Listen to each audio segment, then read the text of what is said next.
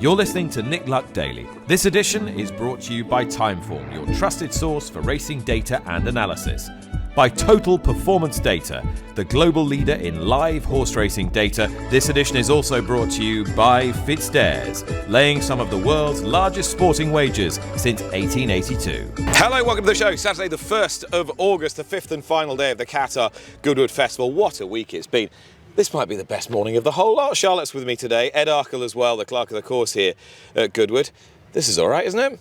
We can't complain with this weather. We've had it all week and it's held out for the last day. So yeah, it's been absolutely glorious. Right, Ed, what have you done overnight? We put 4mm down the straight and the same on the bends. And from your perspective, how's the week gone? So far, it's been brilliant. We have really good racing. Surface held up really well. The weather's been great. We haven't had a downpour like we did last year. So, you know, what more could you want, really? You're a clerk of the course. Where are the people moaning?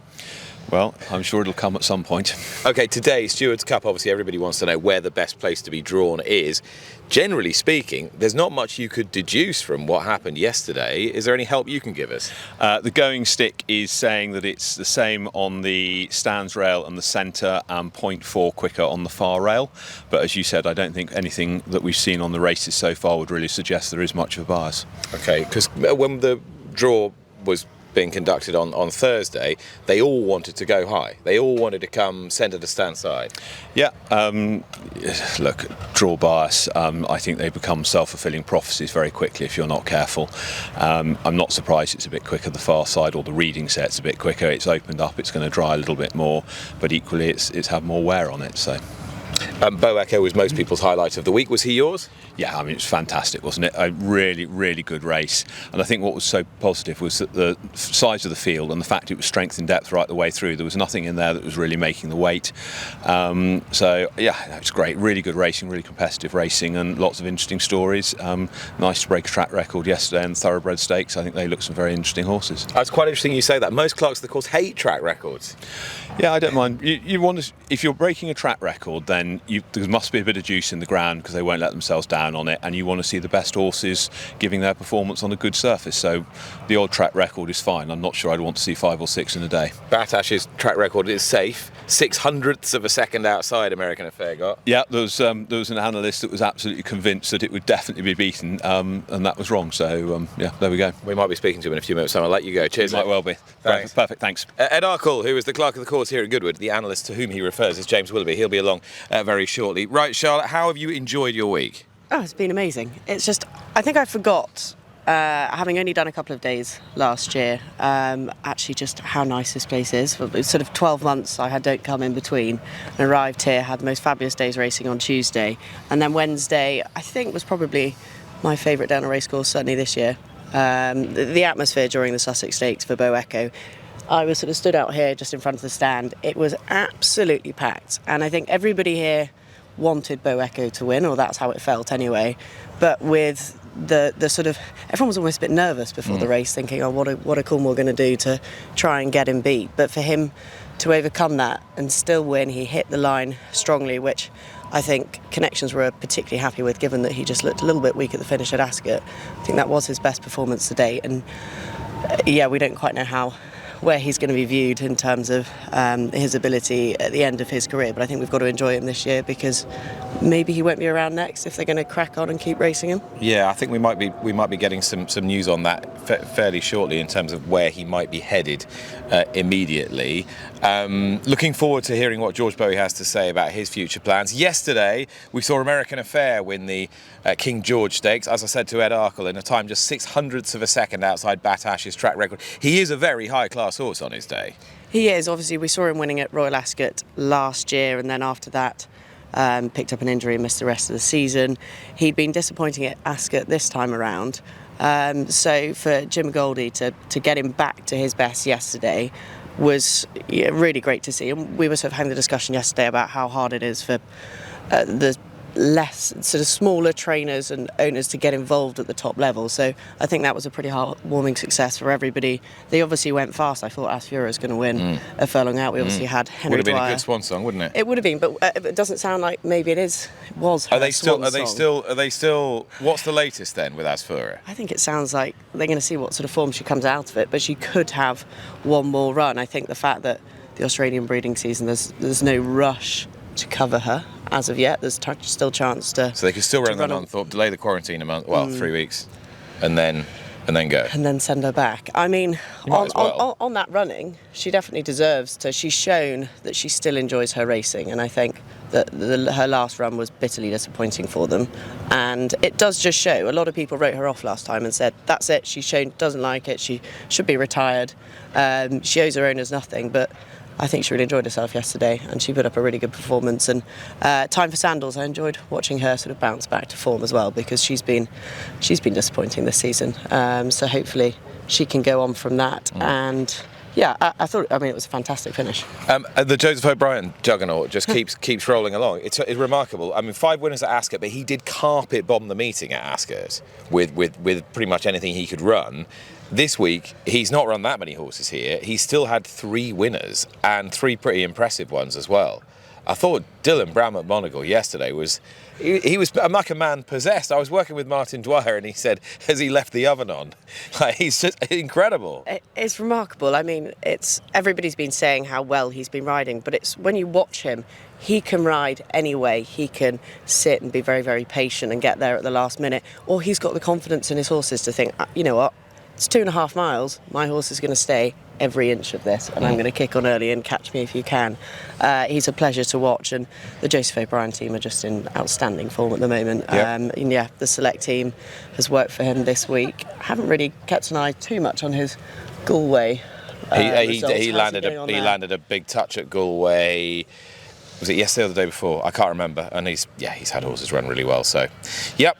Not a massive surprise. All right, well, James Willoughby coming up in a few moments' time. We're going to check in with Lydia as well. But first of all, what did Timeform think of American Affair yesterday? Perhaps not the fireworks on the track on Friday that we'd seen earlier in the week from the likes of Diamond Necklace and Bo Echo in particular. But there was still an affair that got everybody chatting. American Affair bouncing back, coaxed back to his brilliant best by Jim Goldie post-injury to land the King George Sprint, looking every bit the same horse as he was when he won a Group 1 at Royal Ascot in 2025. He'll have all the big sprints to go out for the remainder of the season, but I think it's fair to say the affair wasn't just the only talk in town, because Talk of New York probably covered more column inches on social media, and I'm sure in the dailies, than any horse after things went against him. And as the visual impression suggested, the sectionals backed up the view that it was one that got away. He broke 10.70 for the third last furlong, he broke 11 seconds for the penultimate, and he broke 12 for the final furlong as he tried in vain to close the gap to the winner. But a word also, because the data suggests we very much need to give one, to Sabre Strike, who was 2 places worse. Not many people really chatted about his performance post-race, but he did at least as well. He was just outside the third last furlong split of the runner-up with a 10.7. He too broke 11 seconds for the penultimate, and he broke 12 for the final furlong. Those two were the only 2 horses in the race to do that, and had you run the race another day under different circumstances, they'd probably finish first and second. I wouldn't say it was guaranteed that it would be Talk of New York landing the odds if he was to meet Sabre Strike again. Far be it from me to tell William Haggis how to operate, but perhaps a pair of cheap pieces to sharpen Sabre Strike up a bit earlier might be the way to go with him. That's Friday done. Stewards Cup, the main race on Saturday. Everybody wants to have a crack at it. It's a great betting race. What can the Timeform data glean? Well, our draw comment is fairly non-committal. It just advises that against middle are the draws to be in. You want to be on one of the extremes. That's probably quite obvious to a lot of people. But can we drill a bit deeper? Using Timeform EPS, early position figures. So what tactics are employed on horses in certain races?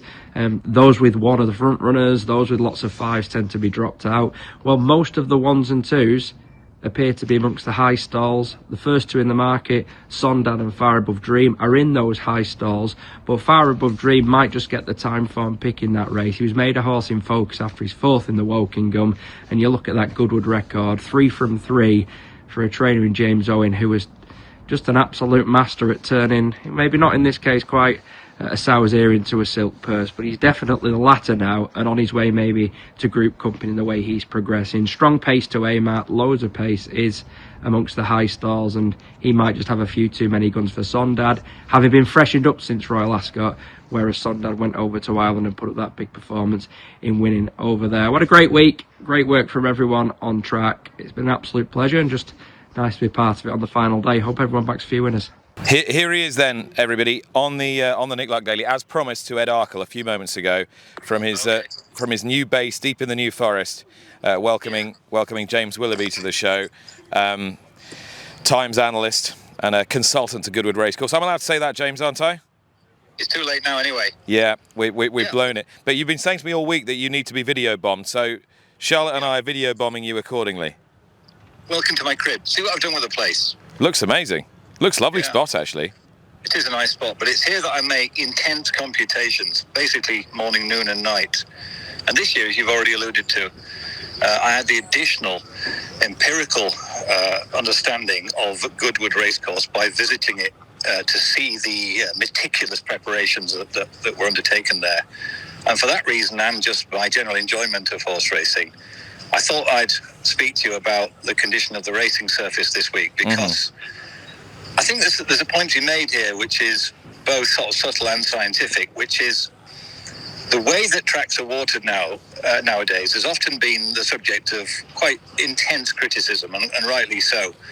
But a number of tracks, some of the better tracks, have absolutely mastered it. Ascot is one example, and Goodwood is another. And I just wanted to kind of pass on to people that aren't privy to the inner circle of these conversations that really the MO is to do plenty of watering, no matter what the weather is, well in advance of the meeting, and then let the course come back to nature under, the control of things like safety factors like watering the bends and stuff like that. Now, What happens, and this is why I contacted you yesterday, what happens if you do that, is that you get days like yesterday where you have a number of sort of biomechanical factors of the horse in line with the physical properties of the surface, and you get the most spectacularly beautiful racing to watch. And I would contend to anybody from anywhere in the world that opening 2 mile 4 furlong handicap open started from stalls for the first time. The tracking camera on that, it showed all the different views of Goodwood and the Goodwood estate, and the sort of dynamic nature of the race and how it unfolded. I thought that was absolutely spectacular. Lucky, it's about as exciting as a race can be, I think. And particularly when you've got Dylan Brown McMonagle putting the coal in the fire from about 1.5 miles out, and the horse just relentlessly finding for him. Right. I mean, I think he is as good as advertised. A lot of jockeys get hyped just because they go around on a lot of good horses, but I firmly believe he is as good as advertised. I think he is spectacularly good, and I think we saw that as you say. Didn't he outride them all on Galen in that Benting Condition Stakes? Wasn't that the difference? That was run at a steady pace. One of the few races this week to have been run at a steady pace with highly competitive fields and, this beautiful racing surface. And interestingly, that's encouraged jockeys to get on with it early. And we've had a festival of speed. Nice. And when you get that round Goodwood and you get a team as expert as Ed and his colleagues, Andy the head groundsman there, you get something spectacular to watch. You get something which is like equine athletics at its absolute finest. The horses bouncing off the surface and acceleration winning the day in these races for the most part. The Galen race, as you say, was an exception to that. A great ride for DMB. So you've done your own speed figures on all these races this week, and we've had consistency of ground effectively through this heat wave for the last 7 weeks or so. So we've got a nice pattern through the season building up. Who is impressed on the clock this week on Willow form? I'm in the fortunate position that in making the calculations that you refer to, I get all the physical data from these top tracks, which means that anything that I produce has to align with the physical factors. Now, what a lot of people don't realise is that the ground round a course naturally varies. And when we had the talk about the draw advantage at Ascot, people should see that those things are such natural occurrences. The fact you get like a difference of a minute amount in the condition of the turf, and that multiplies all the way down the straight mile at Ascot, and you get a natural door advantage. But when there are some certain occasions, and particularly after dry weather, where the ground sort of evens up and you get a surface that, horses can really accelerate off, and the jockeys get into the right rhythm. They get a sense of a bit like how hard they can go, and everything comes together. And I think, with Bo Echo, his performance, really, certainly the last 100 yards of that Scandinavia really is, I think Scandinavia is clearly one of the best stairs that we've ever seen. And he's only just getting started as well. And we have also one or two, if you look through the numbers, there are some surprising performances. Carl Burke's Cheyenne yesterday with his track record in the Thoroughbred Stakes, Lucky. Who was expecting that one? And the relative time of the Golden Mile confirmed the merit of Cheyenne's performance in that particular race. This is a festival that's had absolutely everything. It's taken part on absolutely the platonic ideal of racing surfaces, and I've enjoyed every single race, as I expect to have people backing winner after winner after winner, because that's another factor. You create a surface like this, and the races are formful. They tend to go to the best horse, and people are latching onto that around the country and absolutely filling their boots. Willow, thank you so much. Enjoy a beautiful afternoon in the New Forest.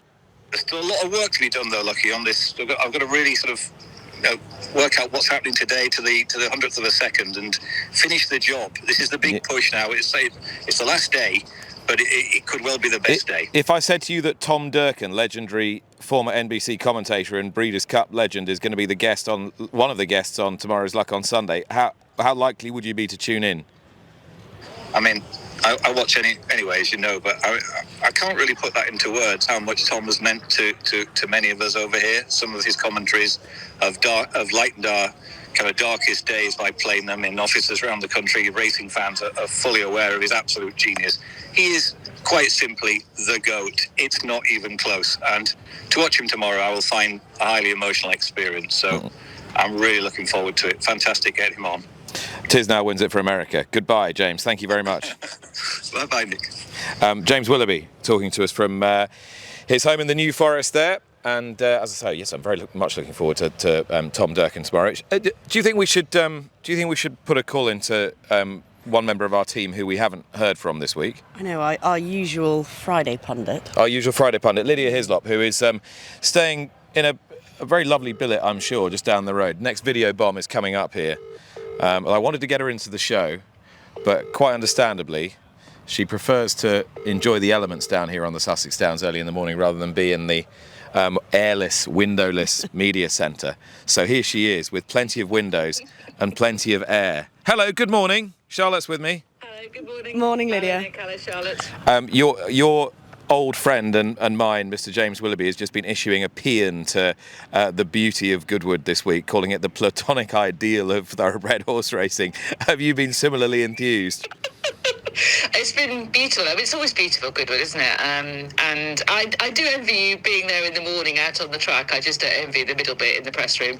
I think it's been gorgeous. I mean, it's so beautiful. If you want to bring people to the sport for the first time, I always think that Goodwood is a good place to take them. The weather has matched up, albeit that it was really hot on Wednesday, and the racing has just been fabulous, I think.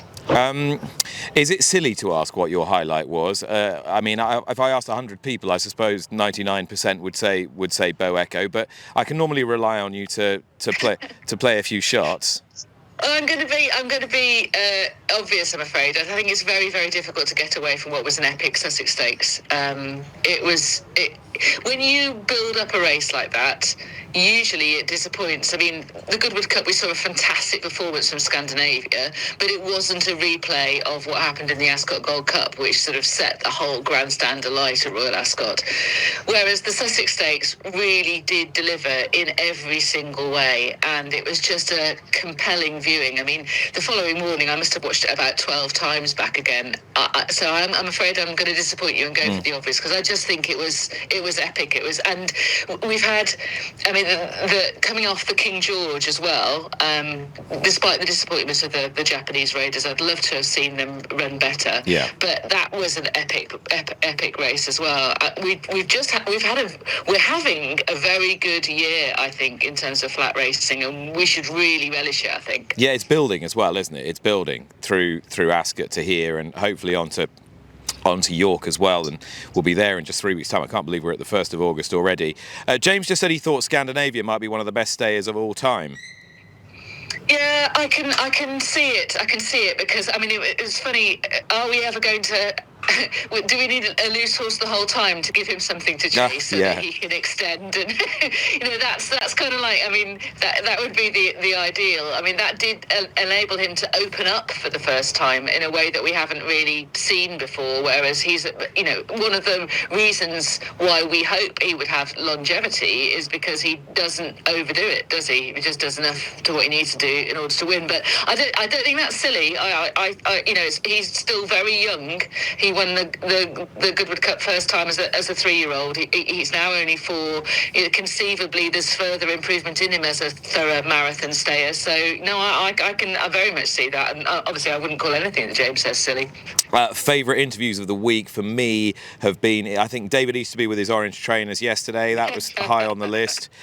Katie Scott, and again, how on earth she keeps getting these fillies to win, I do not know. Brilliant performance from her. But top of the pile, Ryan Moore, we're going to keep trying to get him. Complete with wicked laughter. Oh no, you're breaking up now. This is no good. We'll get you back. Are you still there? Yeah, we've got you. We just had a little momentary glitch there, but yes, replete with wicked laughter. Yes. Yes, as he exited stage right, yes. Yeah. I'm overplaying that, obviously, but that's what I think for perfection. That's how that interview would have ended. Yeah. I can't see it myself. I mean, I think Steward would want. I mean, I can see it if it was softer ground, but I don't think Bo Echo would be there. Yeah, well, exactly that. And I get a feeling that we're about to get some impending news on Bo Echo. And he did sound like he might want to go to Deauville with him. Yeah, I can see that, and I hope he does. I mean, the situation of the Marois this time around enables them to do a quick turnaround. George Bowie said to you that they'd had a look at that, coming out of Ascot to see whether it would be possible. You would want to, really make hay. I mean, I think that the key question is the one that Rish asked, which was, is he going to stay in training at 4? That'd be a big call, wouldn't it? I mean, they did it with Frankel. But then there were other elements involved, wasn't there, with Sir Henry Cecil there as well, and there was clearly more to be done with Frankel as well, and over a longer distance. It would be a big shout to keep Bo Echo in training at 4. Obviously, as a racing fan, I hope they do it, but I can also see the commercial argument, and if they do retire, let's hope they retire him in Britain. Anything for me for today?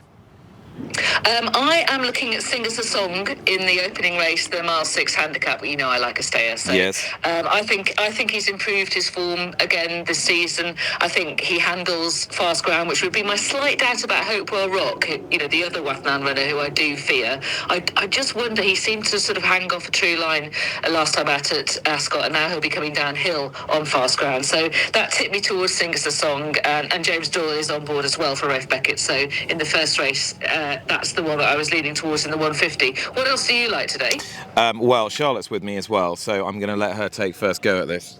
Well, I'm hoping that our podcast sponsored jockey, Mason Paytell, is going to make the difference in the Stewards Cup aboard James Owen at Soldier's Tree. Soldier's Tree, yeah. Yeah, I think I fancied him at Ascot, and I just think it takes an awfully good horse to win off a mark of 108 in one of these ultra-competitive handicaps, but I think Mason's good value for his £5, so I'm hoping he is going to make the difference, and the James Owen horses are in really good form. Yeah, good point. Lydia, I think there could be haggis on haggis here. I think Opportunity is going to beat Al Azi. Oh, right, OK, I can see that too. Yeah. It's interesting that JP McManus is seeking his first Goodwood winner as well, isn't it? So in my teens, and perhaps more pertinently, Goody Two Shoes that Dylan Brown McMonagle picked out as his key ride today. Yeah, well, I mean, and this is it. Every time they have a winner, I'm like, why didn't I back that? Why didn't I tip Galen yesterday? I mean, obvious. Anyway, never mind. They're rolling along. The juggernaut is rolling along. Stewards Cup, I thought Mitbahi might run well. Yeah, I can see that. I can see Charlotte Soldier's Tree as well. I still feel that there's some potential that hasn't been completely untapped. I could see Dark 30 as well, running well for the Quins. Yeah. But I think that's got a strong chance. But you know, I don't have a good Stewards Cup record, so I'm going to stick to what I know, which is Stayers. I think the Lily Langtry is strong. Yeah, very strong. Santorini Star is going to run well. You know, I would I've gone expect for her her to bounce back.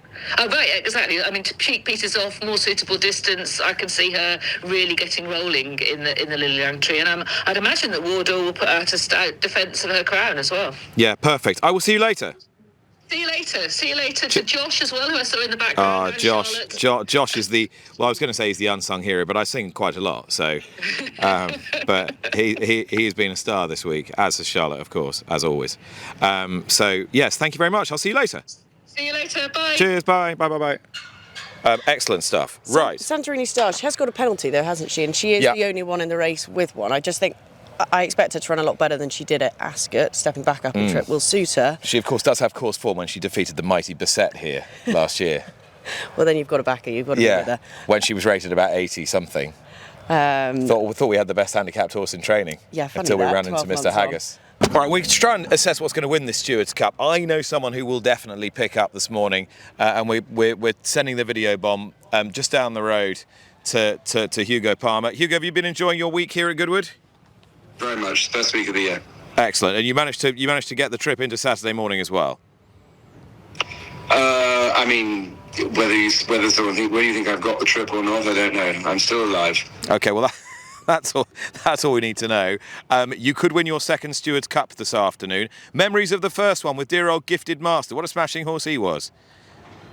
He was a smashing horse. He really was. He won it off 111 minus then £5 claim. And I was reminded when we went to the Stewards Cup draw with him, I felt I really needn't have gone because he was the last one out of the hat. He got the last draw, so I think he was drawn 16, right in the middle. Yeah, and that actually completely random. Harry Charlton, I know, is a good pal of yours. He's come out last the last 2 years. It was something like a 780 to 1 chance of that happening. And he ran very well in the Wokingham. I think he's a serious danger. But you've got two serious contenders, and they're both in excellent form. Dubai Bling coming off an excellent run at Ascot, and Stratus 9, really duffing them up at York last week. Which one do you prefer? Well, this has always been the absolute plan for Dubai Bling. And Stratus 9 had to win at York to get into the race. And I'm concerned about Stratus 9. He's quite a heavy topped horse, and he might just be what they call a flat track bully. He loves York and has never been out of the first two there. And Gilbert's a very different test, but we won't know until we try. And you've got William Buick on Dubai Bling? William rides Dubai Bling and David rides Stratus 9. David Probert, who's getting plenty of opportunities for you as well. How do you rate the week as a whole? Obviously, A Day in Scarlet was a real highlight. Is Seagull's 11 okay, having tied up a bit after the race? He is okay, yeah. I mean, they went so hard, and he gets hot before the race anyway, and I just think in 35-degree heat he got himself too hot and too sort of bothered. But he is absolutely fine. He ate up, he's sound, and he will hopefully, we'll see how he is over the next 2 weeks, but hopefully come back to Goodwood for the celebration. Excellent. Celebration Mile. Celebration Mile. And a Day in Scarlet, you were toying with the Phoenix Stakes. It's next weekend, isn't it? It is. I'm going to leave him in on Monday or Tuesday or whenever it is, and just have a look. Obviously, I've been down here in Sussex. I haven't seen him yet, but he's sound and he's eating. So there's two good signs at least, and we'll just see how he is. Like his trainer, sound and eating, which is excellent. Right, we'll see you later. Good luck. Thank you, Lucky. Right, that's Hugo Palmer. I think he's had a decent week down here on the Downs. I think we're nearly done here, aren't we? Well, I hate to say it, but I think we're going to have to ask Josh for his tip of the day. Annoyingly, he's done quite well this week, as he has pointed out to us multiple times. Grinning like a Cheshire cat. So James Willoughby said, it's been formful, the punters have loved it. There have been so many favourites winning this week, which is true. Everybody's a winner this week. And before I forget, because I feel really bad about this, because I was sent this by Hermione at Fitzdares the other day, and I forgot, our lovely supporters, and they have had a punter who had a who's won £117,731 on a fivefold in Frard, Wild Bloom, Flora of Bermuda, Pashada and Bow Echo on Wednesday at 234 to 1. £117,731. That would be nice. And I think a lot of people will have had a great week, won't they? I think so. Everyone seems to be happy. But the bookies are. Not yours truly. Sadly, not me either. So, I mean, I haven't played too often. I kind of prefer to enjoy the racing. I'm not known as a tipster. But yeah, sadly. Okay, Josh, I'm going to come over now and you're going to tell me your tip for the day, please. Do I get to hold the camera at this point? You could No, hold the camera. maybe don't do that. I like, this is going to be strange, isn't it? I like Market Leader in the Maiden. Okay. Went off odds on at Market Windsor. Leader in the Maiden. Yeah, it came out very slowly. I think he'll learn from that. Okay, and you tip the Magnolia Cup winner. The Magnolia Cup winner and exclusive code, so hopefully we can make it 3 out of 3. 10 to 11 shot on what was exclusive code? 4 to 1. Yeah, well done. Josh Dacey. I tell you what, I think it's time to pack my bags. Thank you very much for all your help this week. No, it's been very enjoyable. Yeah, I'm glad I finally got to do all 5 days, actually. It sounds like quite an effort at the start of the week, thinking, oh my God, how am I going to get through this? But yeah, it's been nothing but enjoyable, I have to say, even the early mornings. Can't do it without you, can't do it without him, although it pains me to say it. That was August the 1st. We will see you again on Monday.